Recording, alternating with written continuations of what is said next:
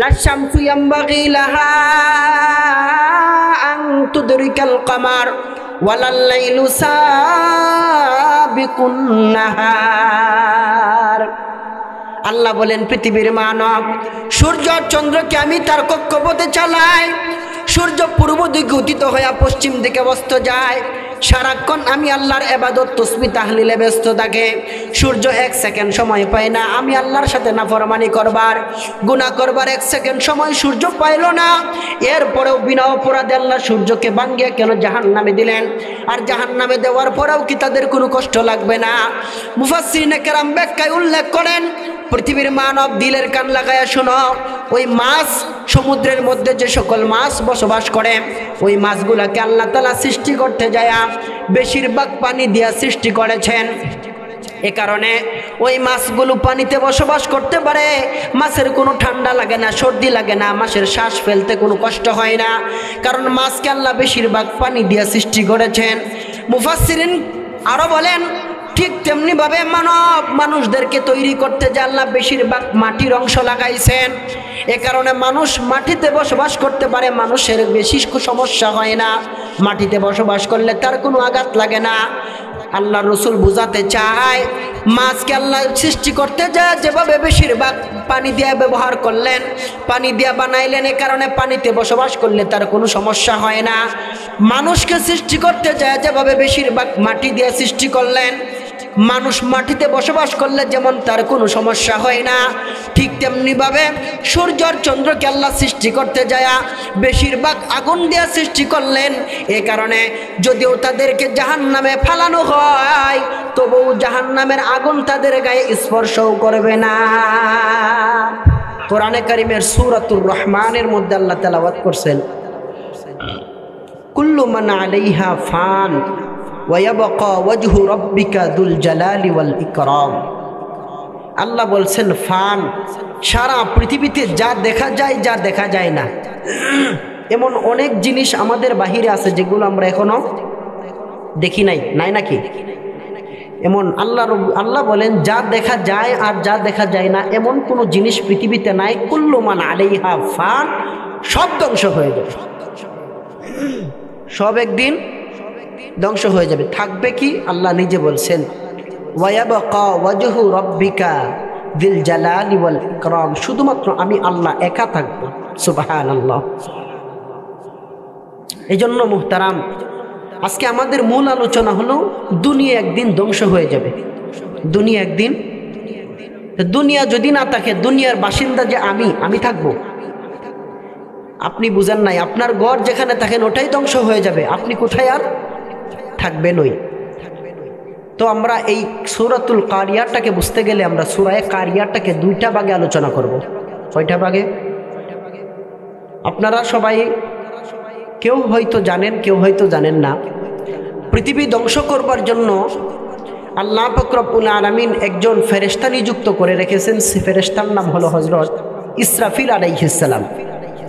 ওনার দায়িত্ব হলো উনি সিংহা নিয়ে দাঁড়িয়ে আছেন। আল্লাহ যখন হুকুম করবেন তখন সাথে সাথে সিংহায় ফুঁক দিবেন। তাফসীরের কিতাব থেকে পাওয়া যায়, সূরাতুন নাজিয়ার মধ্যে আল্লাহ বলছেন ইসরাফিল আলাইহিস সালাম সিংহায় ফু দিবেন দুইটা। কয়টা?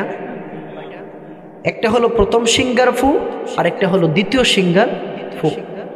দুইটা ফুকের নাম আল্লাহ কোরআনে বলছেন, ইয়াউমা তারজুফুর রাজিফা তাতবাউহার রাদিফা।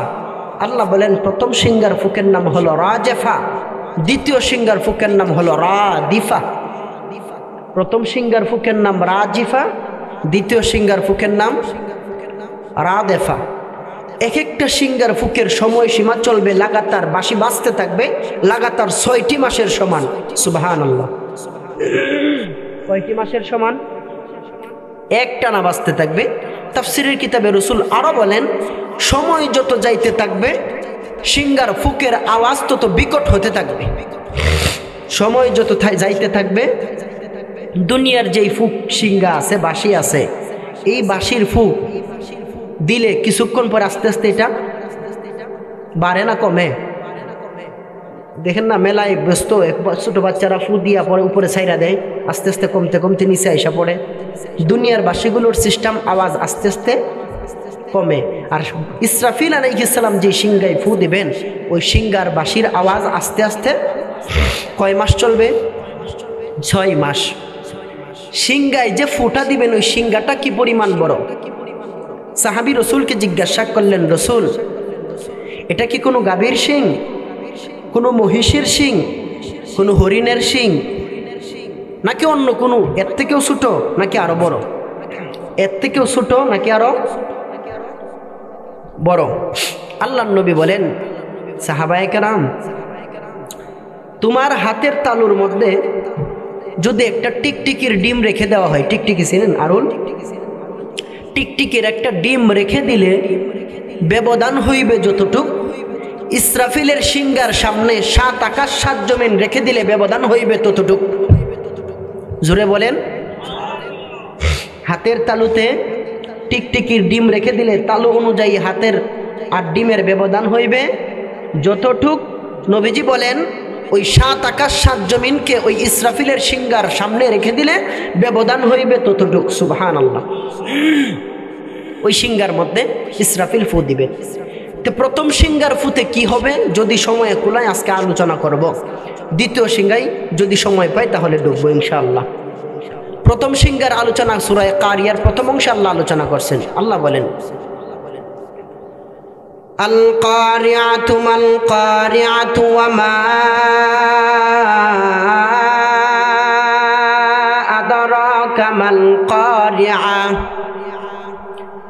ইয়াউমা ইয়াকুনুন নাসু কাল ফারাশিল মাবসুস ওয়া তাকুনুল জিবালু কাল ইহনিল মানফুস। এটা সূরাতুল কারিয়ার প্রথম ভাগ। এই প্রথম ভাগের মধ্যে আল্লাহ ইসরাফিলের প্রথম সিংহার ফুতে কি হবে এটা নিয়ে আল্লাহ আলোচনা করছে।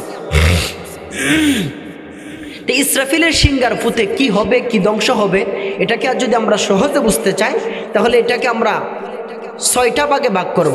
কয়টা ভাগে? প্রথম ভাগ হলো সৌরজগৎ, সূর্য চন্দ্র গ্রহ নক্ষত্র তারকারাজি কিভাবে ধ্বংস হবে। কি বলেন? সূর্য চন্দ্র গ্রহ নক্ষত্র তারকারাজি এগুলো কিভাবে ধ্বংস হবে। 2 নাম্বার পয়েন্টে আলোচনা হবে প্রাণী জগৎ, মানুষ, জিন, ফেরেশতা, হাঁস, মুরগি, কীটপতঙ্গ, বাঘ, ভাল্লুক, জিরাফ, গর্তের পিপিলিকা থেকে শুরু করে ঊর্ধ্ব জগতের আসমানের উপর পর্যন্ত ফেরেশতাকুলের কি হবে, এবং আমাদের অগোচরে জিন জাতি তাদের কি হবে। 3 নাম্বার পয়েন্টে আলোচনা করব পানি জগৎ, পদ্মা, মেঘনা, যমুনা, কুশিয়ারা, পদ্ম নদী, সঙ্গ নদী, গহথাঙ্গ নদী, ওই আরিয়াল খা নদী, আটলান্টিক মহাসাগর, আরব সাগর, ভারত সাগর, তিব্রিস্তানের তিব্রি উপসাগর, ফেনান সাগর, এই সমস্ত পৃথিবীর সমস্ত পানি এগুলোর কি হবে, এগুলো কিভাবে ধ্বংস হবে। 4 নাম্বার পয়েন্টে আলোচনায় আসবে এই 7টা জমিনকে আল্লাহ কিভাবে ধ্বংস করবেন। 5 নাম্বার পয়েন্টে আলোচনা আসবে এই জমিনের উপরে যেই পাহাড় পর্বতগুলো দেখা যায় এগুলো কিভাবে ধ্বংস হবে। 6 নাম্বার পয়েন্টে আলোচনায় আসবে আল্লাহ যে 7টা আসমান বানাইলেন 7টা আকাশ কিভাবে ধ্বংস হবে। কয়টা পয়েন্ট হইল? 6টা। আলোচনা লম্বা করব না ইনশাল্লাহ। প্রথম আলোচনা সৌরজগৎ। কোন জগৎ? আল্লাহ বলেন সৌরজগৎ আবার 2 প্রকার। এক হলো গ্রহ নক্ষত্র তারকারাজি, আর এক হলো সূর্য এবং চন্দ্র। গ্রহ নক্ষত্রের এক অবস্থা, সূর্য চন্দ্রের আরেক অবস্থা। গ্রহ নক্ষত্র তারকারাজি কি হবে আল্লাহ সূরাতুত তাকবীর আলোচনা করেন। ইদাশ শামসু কুবিরাত ওয়া ইদান নুজুমু কাদারাত। আল্লাহ বলেন পৃথিবীর মানব ইসরাফিল আলাইহিস সালাতু ওয়াস সালাম যখন আমার হুকুমে প্রথমবার ইসরাফিল যখন সিংহায় ফু মারিয়া দিবে, ফু মারার সঙ্গে সঙ্গে ওই ইসরাফিলের সিংহার ফুকের বিকটতার কারণে ঊর্ধ্ব জগতে সাতবক আসমানের মধ্যে আমি আল্লাহ যতগুলো গ্রহ নক্ষত্র তারকা সাজিয়েছিলাম, ইসরাফিলের সিংহার বিকটতার কারণে ওই আকাশের তারকাগুলো আস্তে আস্তে আলোহীন হইয়া যাইব। আলোহীন হওয়ার পরে আস্তে আস্তে এগুলো বাঙ্গিয়া গুড়া গুড়া জোড়া জোড়া হয়ে যাবে। এই আয়াতের ব্যাখ্যায় বিশ্বনবী বলেন, ওই আকাশের ঊর্ধ্ব জগতের গ্রহ নক্ষত্র তারকাগুলি আস্তে আস্তে আলোহীন হইয়া যখন গুড়া গুড়া হবে, কিছু আস্তে আস্তে উপরের দিকে বাসমান হইয়া উড়িয়া হালকা হয়ে যাবে, আর দেখা যায় না, আর কিছু নামিয়া নামিয়া সমুদ্রের মধ্যে নিপতিত হবে। কি বলেন? তারকারা যে আছে, ইসরাফিলের সিঙ্গার ফুকে সব শেষ। এবার সূর্যচন্দ্রের কি হবে? আল্লাহ বলেন, ইয়াসআলু আইয়ানা ইয়াউমুল কিয়ামা ফাইদা বারিকাল বাসারু ওয়া খাসাফাল কামারু ওয়া জুমিআশ শামসু ওয়াল কামার ইয়াকুলুল ইনসানু ইয়াওমাইদিন আইনাল মাফার কাল্লা লা ওয়াজার ইলা রাব্বিকা ইয়াওমাইদিনিল মুস্তাকার। আল্লাহ বলেন, কোন বৈজ্ঞানিক বলেন সূর্য পৃথিবী থেকে 13টা বল, কোন বৈজ্ঞানিক বলেন সূর্য পৃথিবী থেকে 60টা বল, কোন বৈজ্ঞানিক বলেছেন 160টা বল, কোন বৈজ্ঞানিক বলেন সূর্য পৃথিবী থেকে 13 লক্ষ গুণ বড়। ওই যে আকাশের ঊর্ধ্ব জগতে আল্লাহ সাজাইলেন সূর্য চন্দ্রকে, ওই সূর্য চন্দ্র ইসরাফিলের সিঙ্গার ফুকের বিকটতার কারণে ওই সূর্য চন্দ্রের কি হাল অবস্থা হবে, আল্লাহ এটা এই আয়াতে তেলাওয়াত করেন। এই আয়াতের ব্যাখ্যায় বিশ্বনবী বলেন, ইসরাফিল আলাইহিস সালাতু ওয়াস সালাম যখন সিঙ্গায় ফুক আরম্ভ করবে, ইসরাফিলের সিঙ্গার ফুকের বিকটতার কারণে আস্তে আস্তে সূর্য আর চন্দ্র আলোহীন হইতে আরম্ভ করবে।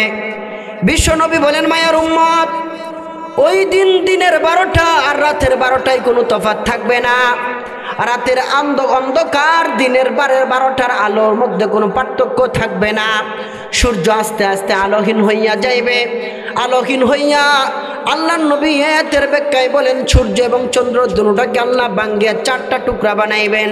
সূর্যটাকে 2 টুকরা করবেন, চন্দ্রটাকে 2 টুকরা করবেন। 2 এ 2 রে কয় হয়?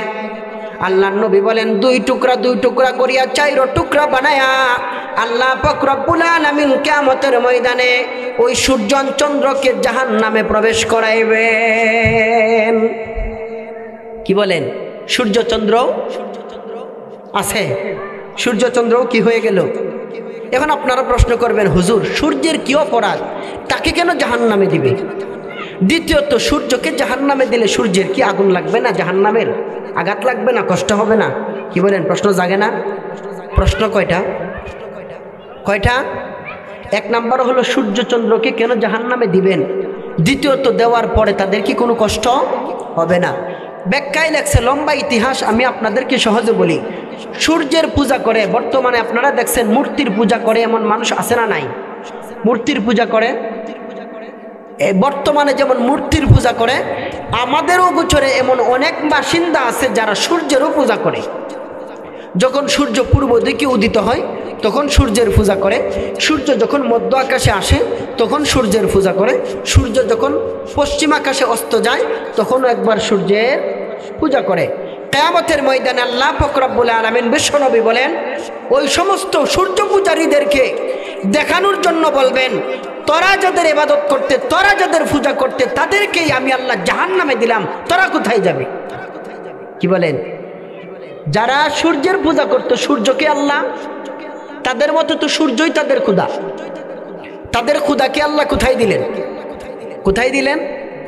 সূর্যের পূজা যারা করত তারা কোথায় যাবে? তারা বতরিকে আওলাই জাহান্নামে যাবে। প্রশ্ন হলো, হুজুর সূর্য চন্দ্রকে ভাঙ্গিয়ে জাহান্নামে দিলে তাদের কি কোনো কষ্ট হবে না? এই আয়াতের ব্যাখ্যায় বিশ্বনবী বলেন, সূর্য চন্দ্রের তো কোনো গুনাহ নাই। কি বলেন? গুনাহ আছে?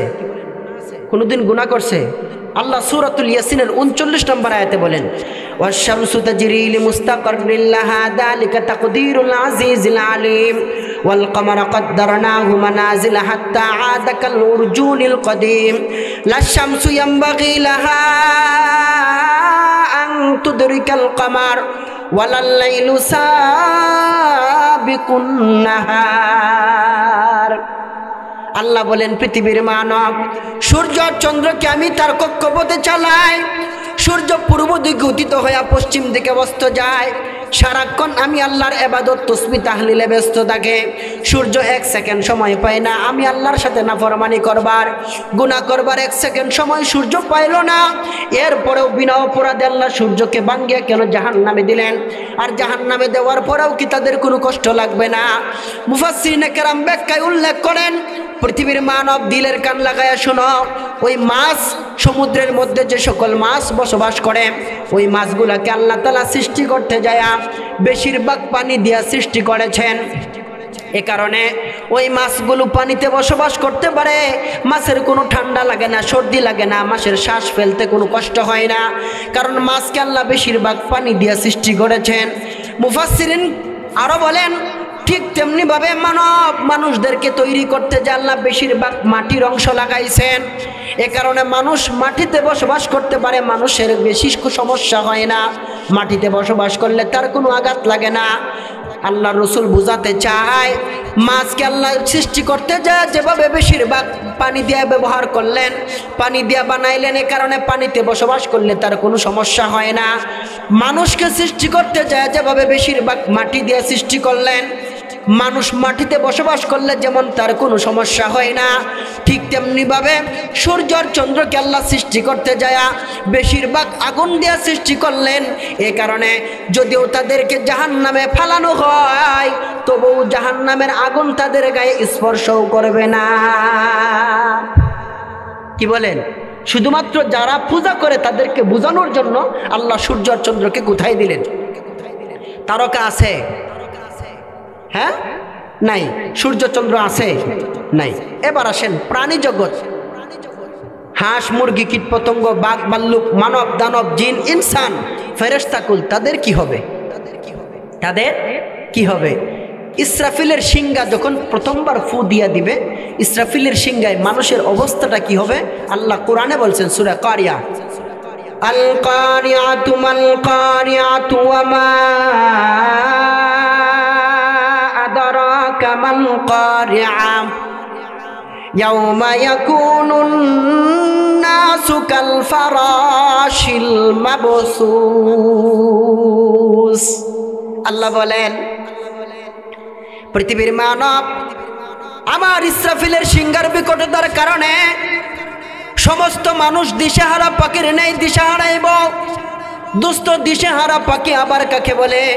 কয় পাখির হলো দুই অবস্থা, হয়তো পাখি জায়গায় বসে থাকে অথবা পাখি উড়াল দিয়া যায়, হয়তো পাখি বসে থাকে অথবা পাখি উড়াল দিয়া যায়। ঝড় তুফানের কবলে দেখবেন অনেক সময় কোনো পাখি এমন হয়ে যায় বৃষ্টির ঝঞ্ঝা বায়ুর কারণে সে উড়িয়া যাইতেও পারে না, আবার জায়গায় শান্তি মতো বসতেও পারে না, এমন অনেক পাখির অবস্থা হয়ে যায়।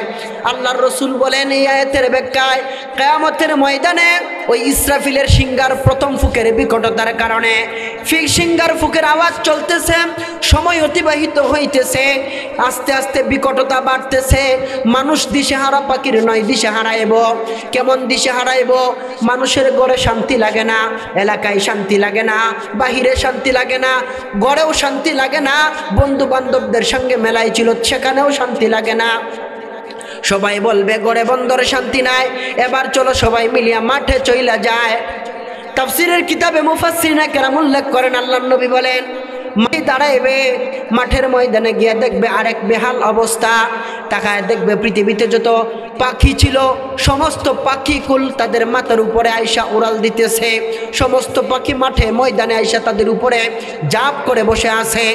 হঠাৎ করে মানুষ তাকায় দেখবে চতুর্দিকে সমস্ত হাঁস মুরগি কীট পতঙ্গ বাঘ ভাল্লুক যা ছিল এগুলো আস্তে আস্তে চতুর্দিকে ঘেরাও করে দাঁড়াইছে। মানুষ মোটামুটি শান্তিতেই দাঁড়িয়েছিল, কিন্তু কিছুক্ষণ পরে আরেক অবস্থা দেখবে। সেটা কি? আল্লাহ সূরা জিলজালে বলেন, ইদা জুলজিলাতিল আরদু জিলজালাহা ওয়া আখরাজাতিল আরদু আসকালাহা ওয়া ক্বালাল ইনসানু মা লাহা। আল্লাহ বলেন মানুষ কিছুক্ষণের পরে দেখতে থাকবে ইসরাফিলের সিংহার বিকটতার কারণে ওই মাঠের মাটি বিশাল বড় বড় ভূমিকম্পের মাধ্যমে ফাটল আরম্ভ হবে। নবীজি বলেন এত বড় বড় ফাটল দেবে পৃথিবীর সূচনা লগ্ন থেকে নিয়ে এই পর্যন্ত এত বড় ফাটল কোনোদিন দেয় নাই, এত বড় ভূমিকম্পন হবে পৃথিবীর সূচনা লগ্ন থেকে নিয়ে এত বড় ভূমিকম্প কোনোদিন পৃথিবীতে হয় নাই। মাটির সঙ্গে মানুষ কথা বলা আরম্ভ করবে, ওরে মাটি, এতক্ষণ তো খুব শান্তিতেই দাঁড়িয়েছিলাম, কিন্তু তোমার সে বুকের উপর দাঁড়াইলাম, তুমি এখন ফাটল আরম্ভ হলো কেন? আস্তে আস্তে ভূমিকম্পন আরম্ভ হলো কেন? মাটি মানুষের সঙ্গে মানুষের ভাষায় জবাব দিবে, ওরে খবিস, তুই আমার বুকে দাঁড়ায়া কোন গুণা করছস, তোর নাকি মনে নাই? তুই যে আমার বুকে দাঁড়ায়া গুনগুনা করছস, তোর কি বুঝি মনে নাই? তুই আমার বুকে শুয়া গুনগুনা করেছস, তোর কি মনে নাই? তোর গুনার কারণে, তোর অপরাধের কারণে আমি মাটি ফাটিয়া খান। কি বলেন? মাটিগুলো আস্তে আস্তে ফাটালো আরম্ভ হবে। কিছুক্ষণ পরে আল্লাহ হযরত আজরাইল আলাইহিস সালামকে হুকুম করবেন, আজরাইল তুমি তোমার অভিযান চালাও। অভিযান কি? আজরাইলের দায়িত্ব হলো জান কবজা করা। মানুষ কিছুক্ষণ পরে তাকায়া দেখবে মানুষের উপরে যে সকল পক্ষীকুল ছিল, পাখি, সমস্ত পাখি একটার পর একটা দর করিয়া মরিয়া জমিনে পড়ে যাইতেছে। আশ্চর্য! মানুষ কিছুক্ষণ পরে তাকায়া দেখবে তার চতুর্পাশে যে সকল কীটপতঙ্গ, হাঁস, মুরগি, বাঘ, ভাল্লুক ছিল, জিরাফ, সমস্ত পশু পাখিগুলো, জানোয়ারগুলো একটা জায়গায় দর করিয়া মরিয়া যাইতেছে। কিছুক্ষণ পরে আশেপাশের সমস্ত জিন জাতি, দানব জাতি যারা ছিল গোচরে, তাদেরও জান ফেরেশতা আজরাইল কবজা করে ফেলবেন। এর কিছুক্ষণ পরে সমস্ত মানব বলতে পৃথিবীতে যা থাকবে, মানুষ, এমপি, মন্ত্রী, প্রেসিডেন্ট, এমন কোন ব্যক্তি থাকবে না। আল্লাহ বলেন কুল্লু মান আলাইহা ফান কুল্লু নাফসিন যায়িকাতুল মাউত। ওই দিন আজরাইলের থাবার তলে পৃথিবীর সমস্ত মানব আল্লাহ তাআলার হুকুমে ওই আজরাইল আলাইহিস সালাম প্রত্যেকটা মানুষের জান কবজা করে আল্লাহর দরবারে হাজিরা দিবে। আমাদের এশারের জামাত হবে 7:30 বাজে, ইনশাআল্লাহ শুরু হবে জামাত 7:30, 10 বা 20 আজান হবে ইনশাআল্লাহ। তো আল্লাহ বলেন ওই দিন ইসরাফিলের সিংহার বিকটতার মাধ্যমে, আওয়াজের কারণে আজরাইল আলাইহিস সালাম সমস্ত কিছুর জান কবজা করে আল্লাহর দরবারে হাজিরা দিলেন। আল্লাহ জিজ্ঞাসা করলেন, আজরাইল আর কেডা আছে? বাকি আছে কেডা? আজরাইল আলাইহিস সালামের কথাই আজরাইল উত্তর দিবেন আল্লাহর কথাই। আল্লাহ উর্দু জগতের উপর থেকে নিয়ে সাতবক জমিনের নিচে তাহতা সারা পর্যন্ত এমন কোনো কীটপতঙ্গ নাই, এমন কোনো বাঘভাল্লুক নাই, এমন কোনো মানব দানব নাই যাকে আমি আজরাইল কবজা করি নাই, শুধুমাত্র ফেরেশতা জাতি ছাড়া। সুবহানাল্লাহ। কারা ছাড়া? আল্লাহ হুকুম করবেন, আজরাইল আমার হুকুম কিছুক্ষণের মধ্যে বড় 4 জন ফেরেশতা ছাড়া, তোমরা ইসরাফিল, জিব্রাইল, মিকাইল আর তুমি আজরাইল ছাড়া পৃথিবীতে যত ফেরেশতা আছে, যেই কাজে যে দায়িত্ব দিন আছে, সমস্ত ফেরেশতাদের জান কবজা করে আমার কাছে হাজিরা দাও। মুফাসসিরিনে কেরাম বলেন সাথে সাথে হযরত আজরাইল আলাইহিস সালাম অভিযান চালাইবেন। আকাশের ঊর্ধ্ব জগৎ থেকে নিয়ে শুরু করে সাতবক জমিনের নিচ পর্যন্ত, তাহতা সারা পর্যন্ত যতগুলো ফেরেশতা থাকবে, মালাইকা থাকবে, এমন কোনো ফেরেশতা নাই, এমন কোনো দায়িত্বদিন ফেরেশতা থাকবে না যার জান কবজা করবেন না আজরাইল। আজরাইল আলাইহিস সালাম 8 জন অথবা 12 জন ফেরেশতা বাদ দিয়া সমস্ত ফেরেশতাদের জান কবজা করে আল্লাহর দরবারে হাজিরা দিবেন। আল্লাহ জিজ্ঞাসা করবেন, আজরাইল আর কে বাকি আছে? আল্লাহ বলবেন, আজরাইল বলবেন, আল্লাহ 12 জন ফেরেশতা ছাড়া আর কোনো ফেরেশতা বাকি নাই। আল্লাহ বলবেন, আমি না বলেছিলাম 4 জন ফেরেশতা ছাড়া আর কাউরে রাখবা না, তুমি 12 জন কোথায় পাইলা? আল্লাহ পাক রব্বুল আলামিনের প্রশ্নের জবাবে আজরাইল আলাইহিস সালাম জবাব দেয়, আল্লাহ তোমার কাছে আমার আবদার, আমাকেও মেরে ফেলাও, ইসরাফিলকেও মেরে ফেলাও, আজরাইলকেও মেরে ফেলাও, মিকাইলকেও নিয়ে যাও, হযরত জিব্রাইলকেও নিয়ে যাও, যত ফেরেশতা আছে সকলকে নিয়ে যাও। আমি আজরাইলের আবদার, আপনার আরশ বহনকারী যে 8 জন ফেরেশতা আছে তাদেরকে অন্তত বাঁচায়া রাখেন। আল্লাহ বলবেন, আজরাইল এটা কি বললা? আমার আরশের মালিক বিদায়, তারা আমার আরশ বহন করে বিদায়, তাদেরকে আমি আল্লাহ ছাড় দিব? এটা কেমনে সম্ভব? রসুল বলে, আল্লাহ বলেন, পৃথিবীতে সাতবক আকাশের ঊর্ধ্বজগৎ থেকে নিয়ে সাতবক জমিনের নিচ পর্যন্ত, আদম পয়গম্বর থেকে নিয়ে মুহাম্মদ পয়গম্বর পর্যন্ত, কিয়ামত পর্যন্ত সমস্ত মানব, সমস্ত দানব, সমস্ত জিন, সমস্ত ইনসান, সমস্ত নারী, সমস্ত পুরুষ, সমস্ত কীটপতঙ্গ, সাত আকাশ সাত জমিন, সমস্ত কিছুর তুলনায় আমার কাছে সবচাইতে বেশি কাছের এবং প্রিয় মানুষ ছিল আমার হাবিব মুহাম্মদুর রসুল সাল্লাল্লাহু আলাইহি ওয়াসাল্লাম। সুবহানাল্লাহ। আল্লাহ বলেন, ওই মুহাম্মদুর রসুল আমার হাবিবকেই তো আমি দুনিয়াতে রাখি নাই। কি বলেন? মুহাম্মদুর রসুল আমার যে হাবিব ছিল, বন্ধু ছিল, ওই হাবিবকেই তো আমি আল্লাহ দুনিয়াতে রাখি নাই। এখন তুমি বলতেছো তাকে রাখার জন্য আমার ফেরেশতাদেরকে, আরশ বহনকারী, না না আজরাইল, তাদের জানো কবজা কর। আজরাইল কিছুক্ষণের মধ্যেই ওই যে আরশ বহনকারী 8 জন ফেরেশতা, তাদের জান কবজা করে আল্লাহর দরবারে হাজিরা দিবেন। আল্লাহর কাছে বলবেন, আল্লাহ 4 ফেরেশতা ছাড়া আর কোনো ফেরেশতা নাই। আমি আজরাইল, ইসরাফিল, জিব্রাইল আর ফেরেশতা মিকাইল, ওই 4 ফেরেশতা ছাড়া। আল্লাহ বলবেন, আজরাইল তুমি আজরাইল ছাড়া বাকি সমস্ত 3 জন ফেরেশতার জান কবজা করে হাজিরা দাও।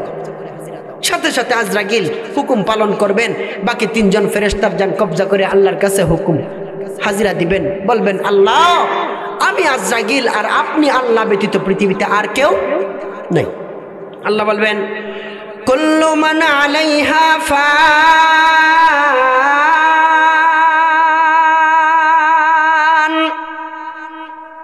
ওয়া ইয়াবকা ওয়াজহু রাব্বিকা যুল জালালি ওয়াল ইকরাম।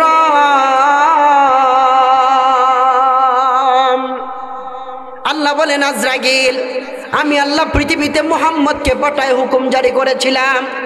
পৃথিবীতে কোনো ফেরেশতা, কোনো মানব, কোনো দানব, কোনো জিন ইনসান পৃথিবীতে কেউ থাকতে পারবে না। আমি আল্লাহ আমার হাবিব মুহাম্মদকেই ছাড় দেই নাই, ইসরাফিল, জিব্রাইল, মিকাইল কেউ ছাড় দেই নাই। এখন তোমার প্রতি আমার হুকুম হলো, মুত ইয়া মালাকাল মাউত, ওগো আজরাইল তুমিও মারিয়া যাও। সুবহানাল্লাহ। সাথে সাথে আজরাইল আলাইহিস সালাম এমন জোরে এক বিকট চিৎকার দিবেন, হাদিস শরীফের মধ্যে আসছে, মুহাদ্দিসিনে কেরাম বলেন, ওই সময় যদি পৃথিবীতে কোনো মানব দানব জিন্দা থাকতো, আজরাইলের চিৎকারের আওয়াজে সবাই কানের পর্দা ফাটিয়ে মারা যাইত। এত কঠিন মৃত্যুর যন্ত্রণা আজরাইল নিজে অনুভব করবেন, এত কঠিন মৃত্যুর যন্ত্রণা। কি বলেন, প্রাণী জগৎ পৃথিবীতে কেউ আছে? মানুষ, জিন, ফেরেশতা কিছু আছে? সূর্যচন্দ্র নাই, সব ধ্বংস হয়ে গেছে। প্রাণী জগৎ সব ধ্বংস হয়ে গেছে। এবার আসেন, পানি জগতের কি হবে? পানি চিনেন না? যে পানি যে খান, এগুলার কি হবে? এই ব্যাপারে আল্লাহ আলোচনা করছেন সূরা ইনফিতারে। সংক্ষেপ করতেছি, ইদাস সামাউ ফাতারাত ওয়া ইদাল কাওয়াকিবু তাসারাত ওয়া ইদাল বিহারু ফুজ্জিরাত। যারা আপনারা এখানে সৌদি আরব থেকে আসছেন জানেন বাহরুন অর্থ সমুদ্র। আল্লাহ বলেন বাহরুনের বহুবচন হলো বিহার, ফুজ্জিরাত শব্দের অর্থ হলো উতলানো। আল্লাহ বুঝাতে চায়, মুফাসসিরিনে কেরাম বলেন, পৃথিবীর মানব ইসরাফিলের ওই রাজেফা প্রথম সিংহার ফুকের বিকটতার কারণে, আওয়াজের কঠিনত্বের কারণে সমুদ্রের পানি সমস্ত ওই সুরমা, কুশিয়ারা, পদ্মা নদী, সঙ্গ নদী, গহতাঙ্গ নদী, আরিয়ালকা নদী, আটলান্টিক মহাসাগর, আরব সাগর, ভারত সাগর, ফেরান সাগর, তিব্রিস্তানের তিব্রি উপসাগর, এমন কোনো পানি থাকবে না, এমন কোনো খাল, বিল, নদী, নালা থাকবে না যেই পানিতে উতলানো আরম্ভ হবে না। আল্লাহর নবী এই আয়াতের ব্যাখ্যায় বলেন, পৃথিবীর মানব ওই দিন ইসরাফিলের সিংহার ফুকের বিকটতার কারণে সমস্ত পানিগুলোর মধ্যে ভূমিকম্পন আরম্ভ হবে, উতলানো আরম্ভ হবে।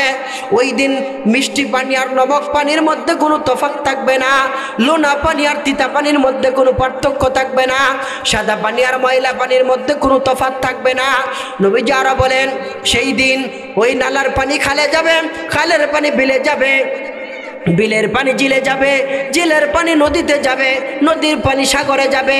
ওই দিন নদী আর সাগরের পানিতে কোনো পার্থক্য থাকবে না, সমস্ত পানি উতলাইতে উতলাইতে। আল্লাহর নবী এই আয়াতের ব্যাখ্যায় আরো বলেন, ওয়াইদাল বিহারু ফুজ্জিরাত, সমস্ত পানিগুলো উতলাইতে উতলাইতে আল্লাহ পাক রব্বুল আলামিনের ইসরাফিলের সিংহার ফুকের বিকটতার কারণে সমস্ত পানিগুলো আগুনে পরিণত হইবে। সমস্ত পানি কি হয়ে গেল ভাই? আগুন। শুধু তাই নয়, আল্লাহর নবী বলেন, বিশ্ববাসী মায়ের উম্মত দিলের কান লাগায়া শোনো, সেই দিন অবস্থাটা কতটা ভয়াবহ হবে, কতটা কঠিন হবে। ইসরাফিলের সিংহার বিকটতার কারণে 7 সমুদ্র 13 নদী সমস্ত কুল কায়নাতের পানিগুলো, ওই 3 ভাগ জলের সমস্ত পানিগুলো আগুনে পরিণত হওয়ার পরে ওই আগুন দিয়ে আল্লাহ পাক রব্বুল আলামিন হাশরের মাঠের বাউন্ডারি ফিট করবে। কি বলেন? পানি জগৎ পৃথিবীতে আর রইল না, পানি জগৎ আর পৃথিবীতে রইল না। সৌরজগৎ শেষ হয়ে গেল, প্রাণী জগৎ শেষ হয়ে গেল, পানি জগৎ শেষ হয়ে গেল, বাকি রইল সাতবক জমিনের কি হবে? 7টা জমিনের কি হবে? 7 তবক জমিনের আয়তন কত পৃথিবীর কেউ বলতে পারে না। কি বলেন? বলতে পারবো? আমেরিকার মানুষ বৈজ্ঞানিকরা 6 মাইল পর্যন্ত গেছিল নিচে খনন করে করে, আর যাইতে পারে নাই। পৃথিবীর কেউ আজ পর্যন্ত এক আল্লাহ ছাড়া পৃথিবীর আয়তন কত, জমিনের গভীরতা কতটুকু পৃথিবীর কেউ বলতে পারে না। ওই জমিনটার কি হবে? 7টা জমিন, এক একটা জমিন যেই পরিমাণ মোটা এই পরিমাণ শূন্যস্থান, এরপরের জমিন আবার এই পরিমাণ মোটা। সুবহানাল্লাহ। এক একটা জমিন যে পরিমাণ মোটা, তার মাঝখানে শূন্যস্থান আবার এই পরিমাণ মোটা, আবার আরেকটা জমিন এই পরিমাণ মোটা।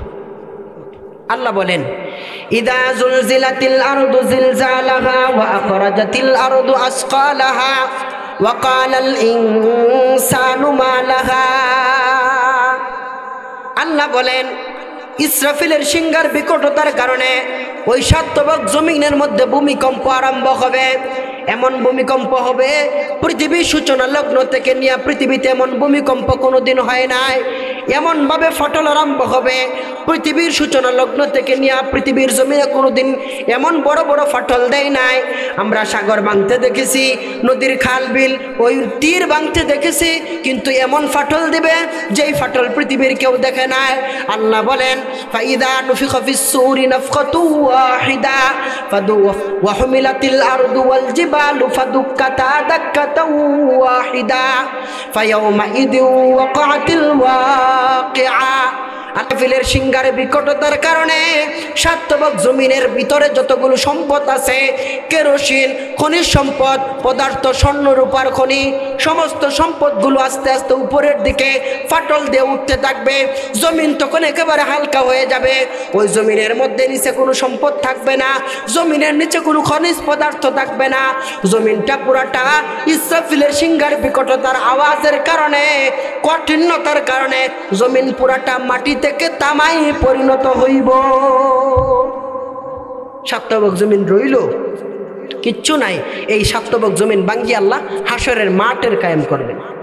কি বলেন? সৌরজগৎ গেল, প্রাণী জগৎ গেল, পানি জগৎ গেল, 7 তবক জমিনেও গেল, পাহাড় পর্বতও ধ্বংস হয়ে যাবে। এরপরে আপনার 7 তবক আসমান, এই সবগুলো ধ্বংস হয়ে যাবে। এগুলো আর তাফসির করলাম না, সংক্ষেপে বললাম। পাহাড়ও থাকবে না, আসমানগুলোও থাকবে না। কি বলেন? সূর্যচন্দ্র রইল, মানুষের জেহেন, দেন, রুহ এগুলো রইল? কিচ্ছু নাই। মুফাসসিরিনে কেরাম বলেন, সব কিছু ধ্বংস হয়ে যাবে শুধুমাত্র 8টা জিনিস ছাড়া। কয়টা জিনিস ছাড়া? ভালো করে বলেন, কয়টা জিনিস ছাড়া? 8টা জিনিস ছাড়া সব ধ্বংস হয়ে যাবে। কি কি ছাড়া? রসুল বলছেন, জান্নাত, জাহান্নাম, ইসরাফিলের সিংহা, মানুষের রুহ। ভালো করে দেখেন, আরশ, কুরসি, লৌহ কলম, আরশ, কুরসি, লৌহ কলম, জান্নাত, জাহান্নাম, ইসরাফিলের সিংহা আর মানুষের রুহু। মানুষের রুহু, এই 8টা জিনিস ছাড়া পৃথিবীতে আর কিচ্ছু বাকি নাই। এই 8 জিনিস ইসরাফিলের বাকি রয়েছে, আর বাকি সব ধ্বংস হয়ে গেছে। আস্তে আস্তে ইসরাফিলের প্রথম সিংহার ফুকও শেষ হয়ে গেছে। কয় মাস গেছে? 6 মাস। কয় মাস গেল? 6 মাস পরে, 6 মাস পরে রসুল বলেন 40 যাবে। কত যাবে? সাহাবায়ে কেরাম জিজ্ঞাসা করলেন, রসুল 40 কি? আপনাদের প্রশ্ন জাগে না? 40 মিনিট না 40 বছর না 40 কোটি বছর না 40 লক্ষ বছর? প্রশ্ন জাগে না?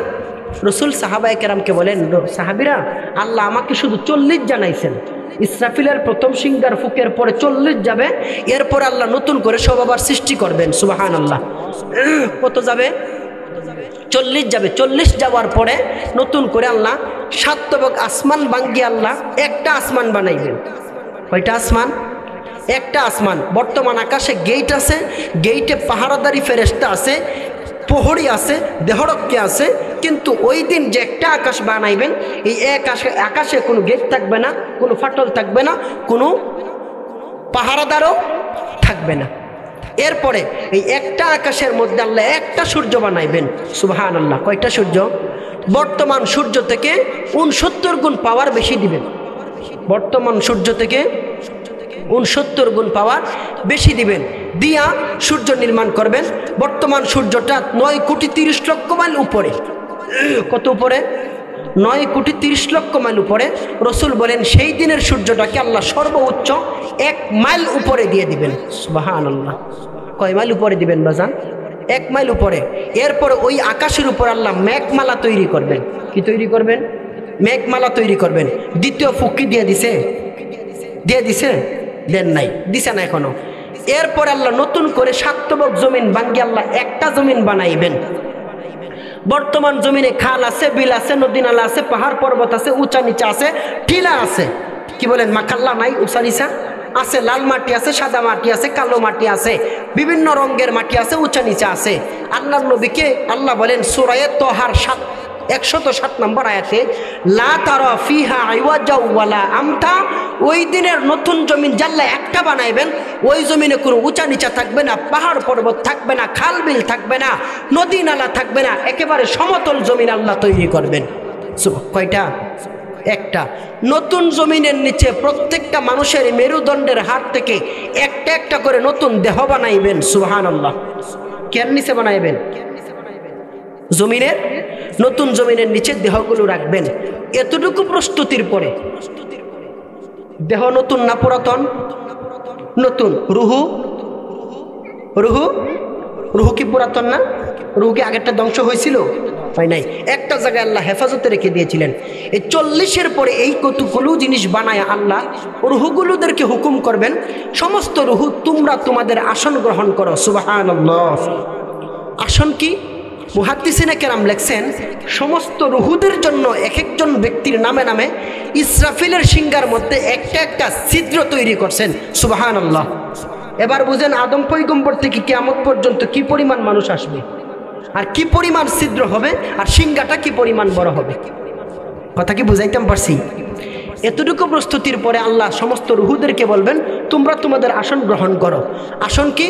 সমস্ত রুহু তার হেফাজতের জায়গা থেকে বের হয়ে প্রত্যেকটা রুহু ইসরাফিলের সিংহার ভিতরে গিয়া প্রবেশ করবেন। ইসরাফিলের সিংহার ভিতরে গিয়া প্রবেশ করবেন। এবার আল্লাহ হুকুম করবেন, ইয়াউমা তারজুফুর রাজিফা তাতবাউহার রাদিফা কুলুবুন ইয়াউমাইযিন ওয়াজিফা আবসারুহা খাশিআ। আল্লাহ বলেন সাথে সাথে আমি আল্লাহ হুকুম করব ওই সমস্ত রুহুগুলো যাদেরকে আমি আল্লাহ হেফাজতে রেখে দিয়েছিলাম, সমস্ত রুহুদেরকে হুকুম করব, রুহু তোমরা তোমাদের আসন গ্রহণ করো। সাথে সাথে সমস্ত রুহুগুলো তার আসনের স্থান থেকে বাহির হইয়া ওই ইসরাফিলের সিংহার ভিতরে গিয়া প্রবেশ করবে। কিছুক্ষণ পরে আমি আল্লাহ ইসরাফিলকে হুকুম করব, 40 যাওয়ার পরে ইসরাফিল এবার সুম্মা নুফিখা ফীহি উখরা, আমি আল্লাহ হুকুম করলাম দ্বিতীয়বারের মতো আরেকটা সিংহায় ফু মারিয়া দাও। 40-এর পরে আল্লাহ কি দিলেন? নতুন করে আরেকটা ফু দেওয়াইলেন। এখন ফু যে দিলেন, প্রথম আকাশ একটা যে আকাশ বানাইছিলেন, কয়টা? আকাশে কোনো গেট ছিল? গেট ছিল, পাহারাদারি ফেরেশতা ছিল, ওই আকাশের উপরে মেঘমালা ছিল।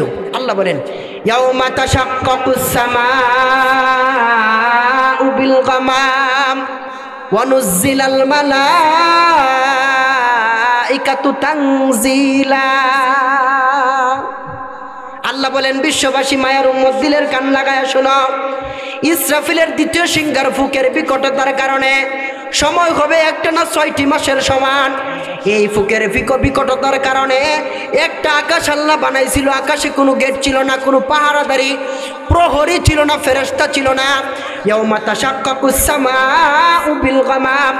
ইসরাফিলের সিংহার দ্বিতীয় সিংহার ফুকের বিকটতার কারণে ওই এক আকাশের মধ্যে ফাটল আরম্ভ হবে, ওই ফাটলের মাধ্যমে গেট তৈরি হবে, ওই গেট দিয়া অনুজ্জিলাল মালাইকাতু তানজিলা। আল্লাহ পাক রব্বুল আলামিন ফেরেশতাদেরকে হুকুম করবেন ওই আকাশের উপরে যে আমি আল্লাহ মেঘ বানিয়েছিলাম, ওই মেঘমালা আব আর সাজের উপর ভর করে তোমরা জমিনে নামো। কি বলেন? রুহু নতুন না পুরাতন? পুরাতন। দেহ নতুন না পুরাতন? নামিয়া কি করবে? আল্লাহ বলবেন সমস্ত রুহুদেরকে তোমরা গিয়া তোমাদের নতুন দেহের সাথে মিলন ঘটাও। সুবহানাল্লাহ। নতুন দেহ, রুহু পুরাতন। তো নতুন জিনিস পুরাতন জিনিসের সাথে মিল হইতে একটু ব্যবধান আছে না? পুরাতন গিয়া তো নতুনটারে চিনে না, পুরাতন গিয়া নতুনটারে চিনে না। আল্লাহ পাক রব্বুল আলামিন মুহাদ্দিসিনে কেরাম লেখছেন প্রত্যেকটা নহর নাকের ডগায় প্রত্যেকটা দেহের একটা গ্রান লাগায় দিবেন, সেই গ্রানে গ্রানে গিয়া প্রত্যেকটা দেহের সাথে ওই রুহু গিয়া মিলন ঘটবে। সুবহানাল্লাহ। আমার কথা কি বুঝাইতে পারলাম? আমরা ইসরাফিলের দ্বিতীয় সিংহার ফু পর্যন্ত এসে থামলাম, মনে আছে? সব ধ্বংস হয়ে যাবে বাজান কয় জিনিস ছাড়া?